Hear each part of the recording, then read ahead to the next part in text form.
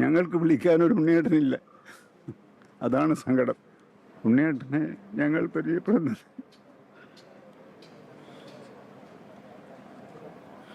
ഇന്നലെ വൈകുന്നേരം വരെ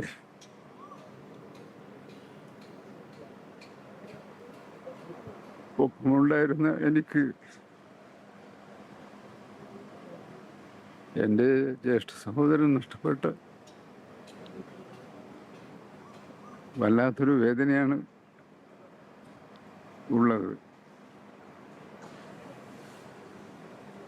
1969 കോൺഗ്രസ് ഭിന്നിപ്പിന് ശേഷം ഇന്ദിരാഗാന്ധിയോടൊപ്പം നിലയുറപ്പിച്ച് അപ്രതീക്ഷിതമായി വടകര പാർലമെൻറ്റിലെ കോൺഗ്രസ് സ്ഥാനാർത്ഥിയായി വന്നത് മുതലാണ് ഉണ്ണിയേട്ടനെ ഞങ്ങൾ പരിചയപ്പെടുന്നത്.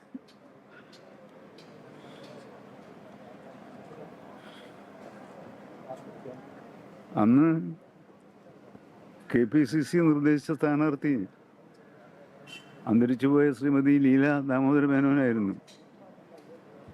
അവരുടെ പേരും ചിഹ്നവും ചുമരുകളിൽ പതിച്ചതിന് ശേഷമാണ് പ്രത്യേക നിർദ്ദേശമനുസരിച്ച് ശ്രീ KP ഉണ്ണികൃഷ്ണൻ വടകരയിലെത്തുന്നത്. അന്തരിച്ചുപോയ ശ്രീ AC ഷൺമുഖദാസും ഇപ്പോൾ ജീവിച്ചിരിക്കുന്ന വയലാർ രവിയുമാണ് ഞങ്ങളോട് അദ്ദേഹത്തിൻ്റെ സ്വാതന്ത്ര്യം ഉപയോഗിച്ച് എടാ KP ഉണ്ണികൃഷ്ണനാണ് വടകരയിൽ വരുന്നത് എന്ന് ഞങ്ങളെ വിളിച്ച് പറയുന്നത്. ആ ഒരു എടാ പോടാ ബന്ധത്തിൻ്റെ അവസാന കണ്ണിയായി വയലാർ രവി ഇപ്പോഴും ജീവിച്ചിരിപ്പുണ്ട് എന്നത് വലിയൊരു ആശ്വാസം. അന്നു മുതൽ ആരംഭിച്ച രാഷ്ട്രീയ നിലപാടിൻ്റെ തുടർച്ചയായി ശ്രീ KP ഉണ്ണികൃഷ്ണൻ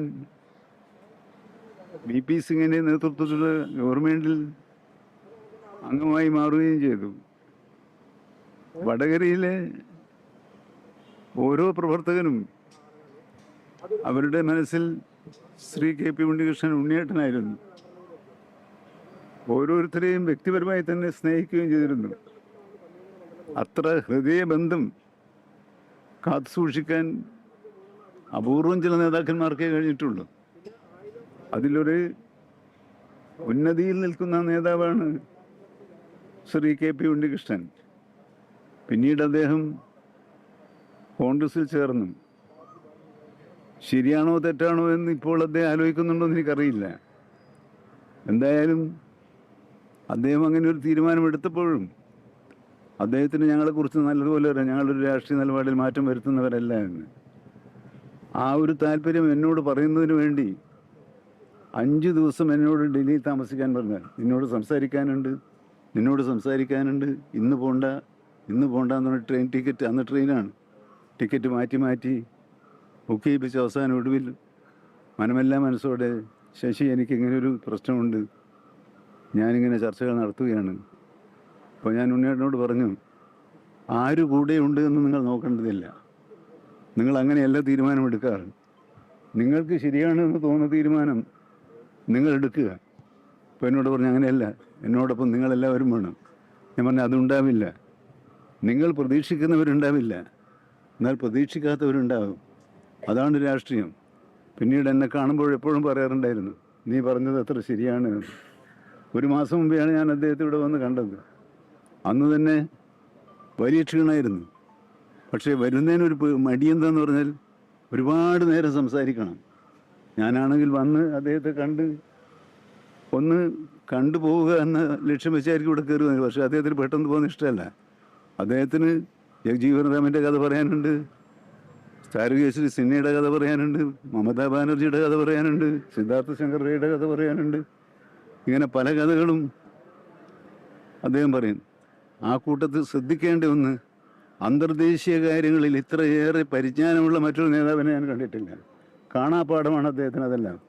വിജ്ഞാനത്തിൻ്റെ അറിവിൻ്റെ ഒരു സാഗരമായി ഞങ്ങളുടെ മുമ്പിൽ ഞങ്ങൾക്ക് നേതൃത്വം നൽകിയ ഒരു മാർഗദർശിയായ ശ്രീ KP ഉണ്ണികൃഷ്ണൻ്റെ നിര്യാണം എന്നെ സംബന്ധിച്ചിടത്തോളം, എൻ്റെ വീട്ടുകാരെ സംബന്ധിച്ചിടത്തോളം വളരെ വേദനാജനകമാണ്. ഇങ്ങനെ സംഭവിക്കുമെന്ന് ഒരു നിമിഷം പോലും ആലോചിച്ചിരുന്നില്ല. ഇന്നലെ രാവിലെയാണ് എന്നോട് കുറച്ച് ഗുരുതരമാണ് എന്ന് പറഞ്ഞത്. അപ്പോൾ തന്നെ ഞാനിവിടെ വരികയും ആശുപത്രിയിൽ വരികയും അദ്ദേഹത്തെ കാണുകയും ഡോക്ടർമാരോടും ബന്ധുക്കളോടും സംസാരിക്കുകയും ചെയ്തപ്പോൾ അവരെല്ലാം ഹതാശയരായിരുന്നു. സംഭവിക്കുമെന്ന് ഏതാണ്ട് എല്ലാവർക്കും ഉറപ്പായിരുന്നു. എങ്കിലും സംഭവിക്കരുത് എന്ന് പ്രാർത്ഥിച്ചാണ് ഞങ്ങളെല്ലാം അവിടെ നിന്ന് പിരിഞ്ഞത്. ഇനിയിപ്പോൾ ഞങ്ങൾക്ക് വിളിക്കാനൊരു ഉണ്ണിയേട്ടനില്ല. അതാണ് സങ്കടം.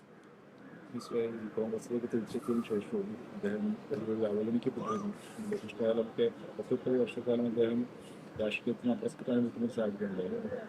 അദ്ദേഹത്തിൻ്റെ തീരുമാനം അനവസരത്തിലായിരുന്നു എന്ന് ഞാൻ അദ്ദേഹത്തോട് തന്നെ പറഞ്ഞിട്ടുണ്ട്. നരസിംഹറാവുവിനെ അട്ടിമറിക്കാൻ വേണ്ടി ശ്രമങ്ങൾ നടന്നപ്പോൾ ഉണ്ണികൃഷ്ണൻ്റെ സഹായം തേടാൻ അന്ന് നരസിംഹറാവു ഗവൺമെൻറ്റിലെ നേതാക്കന്മാർ ശ്രമിച്ചിരുന്നു.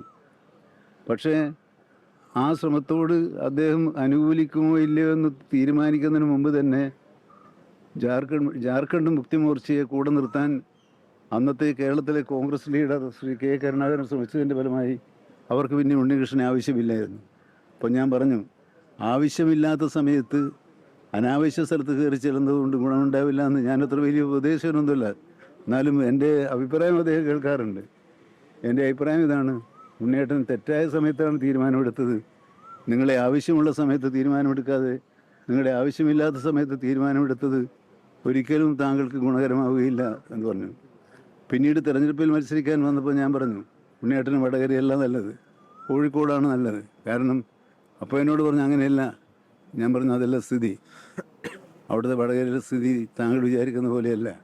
അവിടെ LDF ജയിക്കുള്ളൂ. ഇന്നത്തെ വടകരയല്ല അന്നത്തെ വടകര. അന്ന് അത്ര ഉറപ്പുള്ളൊരു. അതുകൊണ്ട് തന്നെയാണ് അവർ നിരന്തരമായി LDF അദ്ദേഹം സ്ഥാനാർത്ഥിയായ കാലം മുതൽ അദ്ദേഹം വേണ്ട എന്ന് വെക്കുന്നത് വരെ വടകരയിലെ LDF സ്ഥാനാർത്ഥിയായിരുന്നു. അദ്ദേഹം LDFൽ തുടരുമായിരുന്നെങ്കിൽ അദ്ദേഹം ഇപ്പോഴും പാർലമെൻറ്റിൽ അംഗവും പ്രമുഖ നേതാവുമായി ദേശീയ രാഷ്ട്രീയത്തിൽ തിളങ്ങുമായിരുന്നു. ആ തിളക്കം ഇല്ലാതെ പോയതിന് മറ്റാരും ഉത്തരവാദിയില്ല, സ്വന്തം തീരുമാനങ്ങളാണ്. പക്ഷേ ഈ ഘട്ടത്തിൽ ഒരു വിമർശനാത്മകമായ അപകീർത്തനത്തിന് ഞാൻ തുനിയുന്നത് ഔചിത്യമായിരിക്കും എന്നെനിക്ക് തോന്നുന്നില്ല. ലോകത്തെവിടെയായാലും ഏത് സമയത്തും 24 വാർത്തകളും ഓഗ്മെന്റഡ് റിയാലിറ്റി പാക്കേജുകളും എക്സ്പ്ലെയിനറുകളും വിശദമായി കാണാൻ ഞങ്ങളുടെ യൂട്യൂബ് ചാനൽ നിങ്ങൾക്ക് സബ്സ്ക്രൈബ് ചെയ്യാം.